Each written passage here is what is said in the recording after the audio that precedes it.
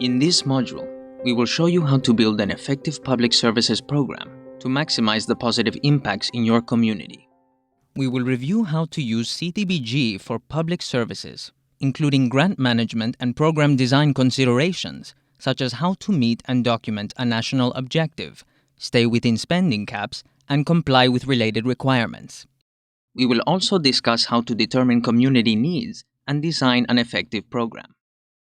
Public services can strengthen communities by addressing the needs of specific populations and by supporting economic development. The CDBG regulations allow the use of grant funds for a wide range of public services activities, including but not limited to childcare, healthcare, job training, recreation programs, education programs, and many others listed here. In addition, the cost of operating and maintaining the portion of a facility in which the CDBG-funded public service is located and the lease of furnishings, equipment, or other personal property needed for an eligible public service may be paid for with CDBG funds. Paying for the operation and maintenance of an entire public facility that is only partially used by a CDBG-assisted activity is not permitted.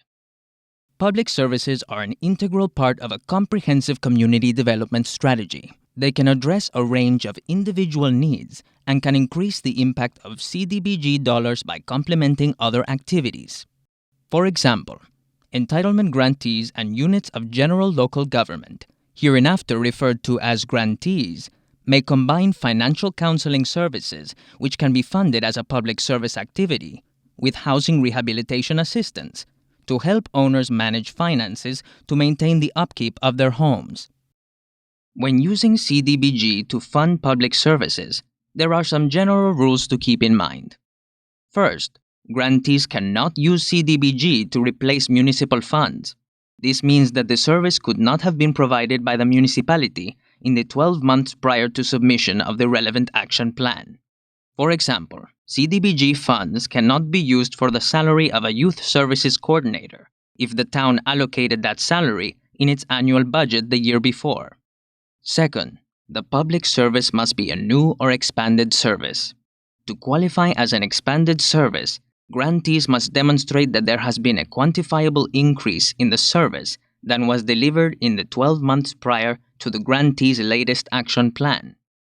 For example, if a grantee wanted to fund an existing meal program for seniors, it likely would not be eligible for CDBG assistance.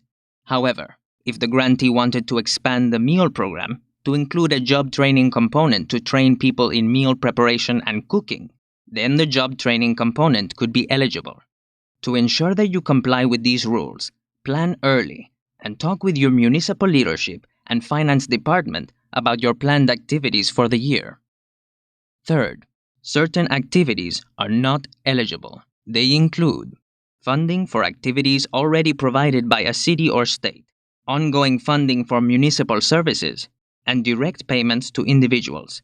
Payments must go directly to service providers. Continuous income payments or non-emergency payments for more than 3 consecutive months, such as ongoing rent subsidies or heating bills. Political or religious activities, such as campaigning for legislative reform or for activities that include religious worship, instruction, or counseling. Last, entitlement grantees must limit their funding obligations to 15% of their annual grant allocation plus program income, and state grantees must limit their expenditures on public service activities to 15% of their annual grant allocation plus program income. Click the video thumbnails below to learn more about how to use CDBG for public service activities.